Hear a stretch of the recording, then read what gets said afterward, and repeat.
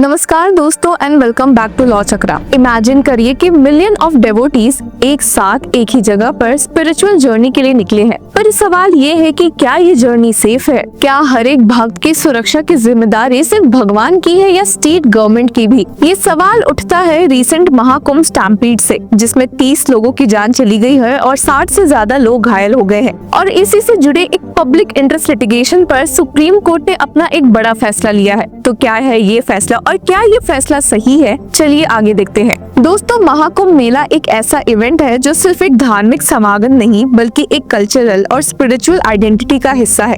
हर 12 साल बाद होने वाले इस महाउत्सव में करोड़ों लोग प्रयागराज पहुंचते हैं एक ही आशा के साथ, मोक्ष की प्राप्ति। पर जितनी बड़ी संख्या उतनी ही बड़ी जिम्मेदारी भी होती है। अब बात करते हैं 29 जनवरी 2025 को हुए स्टैम्पीड की। रिपोर्ट्स के मुताबिक भारी भीड़ और पुअर क्राउड मैनेजमेंट की वजह से लोगों का मूवमेंट काफी केओटिक हो गया है और इसका नतीजा एक हार्ट रेंचिंग ट्रेजेडी के रूप में सामने आई है। इस ट्रेजेडी के बाद एडवोकेट विशाल तिवारी ने एक public interest litigation supreme court में फाइल की है, डायरेक्टली यूपी स्टेट गवर्नमेंट को टारगेट करते हुए कि सिर्फ उनकी नेग्लिजेंट की वजह से ये स्टैम्पीड हुआ है। सभी स्टेट गवर्नमेंट के फैसिलिटेशन सेंटर्स बनाए जाए जिसमें हर भक्त को सेफ्टी गाइडलाइंस और जरूरी इंफॉर्मेशन दी जाए। डिफरेंट लैंग्वेजेस में अनाउंसमेंट और डिस्प्ले बोर्ड्स हो ताकि देश के हर कोने से आए लोग बिना किसी कंफ्यूजन के अपनी जगह पहुंच सके। उत्तर प्रदेश सरकार के कोऑर्डिनेशन में हर स्टेट अपनी मेडिकल टीम्स डिप्लॉय करे जो इमरजेंसीज के टाइम पर तुरंत मदद करे। और सबसे मेन कि 29 जनवरी 2025 को हुए स्टैम्पीड पर एक डिटेल रिपोर्ट मिली जाए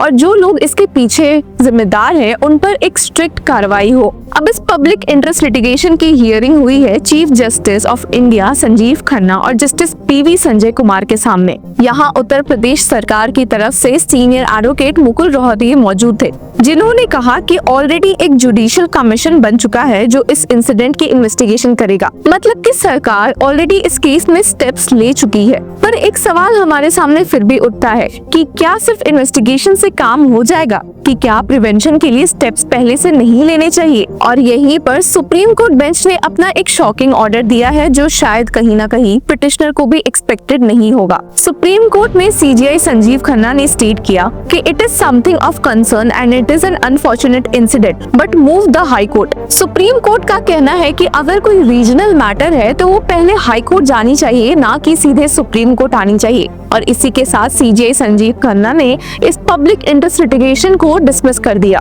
पर लोगों के मन में अब सवाल ये पैदा हुआ है कि जब एक नेशनल लेवल के रिलीजियस इवेंट की बात हो रही है जिसमें पूरा देश शामिल है, तो क्या सुप्रीम कोर्ट को एक प्रोएक्टिव स्टेप उठाना नहीं चाहिए था? क्योंकि अगर अभी स्ट्रिक्ट गाइडलाइंस नहीं बनी तो 2025 में होने वाले कुंभ में शायद ऐसा वापस से देखने को मिल सकता है। तो फिर ये गारंटी कहाँ से आएगी कि ऐसा कुछ वापस से रिपीट नहीं होगा? एक और इंटरेस्टिंग एंगल है रिलीजियस सेंटिमेंट्स और प्रैक्टिकलिटी के बीच के बैलेंस का। लेकिन जब आप एक जगह पर करोड़ों और लाखों लोगों को बुला रहे हो तो क्या एक सरकार की जिम्मेदारी सिर्फ रिलीजियस अरेंजमेंट्स तक सीमित होनी चाहिए? सेफ्टी फर्स्ट या फेथ फर्स्ट, ये एक बड़ा सवाल अब हमारे सामने आ गया है। अब इस मामले में आरजेडी एमपी मनोज कुमार झा ने क्या कहा है, चलिए सुन लेते हैं। सब सारी बातें आपके समक्ष रखी दी हैं। चिंता का विषय ये है कि कितनी जाने गई हैं, आप लोग के चैनल भी उसमें परेशान है। सिर्फ हमारी बात नहीं है, पूरा देश परेशान है, अपने लोगों को ढूंढ रहा है। खबरें अपुष्ट आ रही हैं कि पूरी की पूरी ट्रक में मोबाइल फोन मिले हैं, छोड़े हुए, फेंके हुए। तो जाहिर तौर पे उनके ओनर कहाँ हैं किसी को कुछ नहीं पता। खुद सर्टिफिकेट देने में लगे हुए हैं, लोगों से कहवा रहे हैं। संतों के बीच से कोई अगर टिप्पणी करता है कि कमी थी तो उसको डेमोनाइज करने की कोशिश करते हैं। कुल मिला के ये है कि कुंभ इनसे पहले भी था, कुंभ इनके बाद भी होगा। कुंभ निरंतरता की चीज है, पॉलिटिकल पार्टी निरंतरता की चीज नहीं है। तो इतना सनद रखिए कि लोग अकाउंटेबिलिटी चाहते हैं। आप लोअर लेवल अधिकारियों पर गाज गिरवा देंगे, लेकिन जो कार्ड बांट रहे थे बड़े बड़े रसूखदार लोग, उनकी क्या जिम्मेवारी बनती है? ये प्रश्न सदन के अंदर चर्चा में हो, क्योंकि इतनी जाने जाए और सदन को अनभिज्ञ रखा जाए, यानी देश को अनभिज्ञ रखने की कोशिश है। मैं समझता हूं उसी दृष्टिकोण से हमने एक सांकेतिक वॉकआउट किया है और फिर ये बात उठाएंगे क्योंकि ये लोग कोविड के दौरान भी इन्होंने लाशों के साथ क्या किया था हम जानते हैं। अरे जिंदगी में डिग्निटी नहीं दे रहे हो, मरने के बाद तो डिग्निटी दो, या एकदम हयात छोड़ रखी है। शुक्रिया। वहीं समाजवादी पार्टी के राम गोपाल यादव ने भी इस केस में अपनी टिप्पणी दी है, तो चलिए उन पर एक नजर डालते हैं। प्रशासनिक लापरवाही और उत्तर प्रदेश के मुख्यमंत्री के देखरेख में जिस तरह से सारे पुल जो बनाए गए थे उनको बंद किया गया था और केवल अखाड़ों और वीवीआईपी के लिए छोड़ा गया था, जिसकी वजह से ये दुर्घटना हुई। लोगों का वहाँ जो प्रत्यक्षदर्शी हैं उनका कहना है कि हजारों लोग उसमें मारे गए, कुछ लोग गंगा में बहा दिए गए, कुछ लोगों को दबा दिया गया। संख्या 30 से ऊपर न जाने पाए, ये मुख्यमंत्री का स्पष्ट अधिकारियों को आदेश है। लाशें लोगों को नहीं दी जा रही, कह रहे हैं पैसा ले, पोस्टमार्टम नहीं करा रहे हैं, पैसा 15,000 20,000 रुपया दे के कह रहे कि ले जाओ डेड बॉडी यहाँ से, ताकि संख्या में ना आने पाए ये सब। और इतना गंभीर सब कुछ लापरवाही हुई है, इसके बावजूद किसी को अभी तक किसी अधिकारी के खिलाफ, किसी के खिलाफ कोई कार्रवाई नहीं, कोई जिम्मेदारी फिक्स नहीं की गई। और अगर हम लोग यहाँ उठाना चाहते हैं कोई मामला, तो यहाँ जो बैठे हुए हैं लोग वहाँ सर्टिफिकेट दे के आ जाते हैं। तो इतना ये गंभीर मामला है, इसलिए नोटिस था तिवारी जी का, जावेद भाई का, रामलीलाल सुमन जी का, इसी पे था, और मनोज झा साहब का। तो किसी के नोटिस का कोई सुनवाई नहीं, सबको आउटराइट रिजेक्ट। और आज तक चेयरमैन ये नहीं बताते कि हमारे नोटिस में कमी क्या है। सब पूछते हैं, कोई नहीं बताते ही नहीं, नोट रद्द कर दी।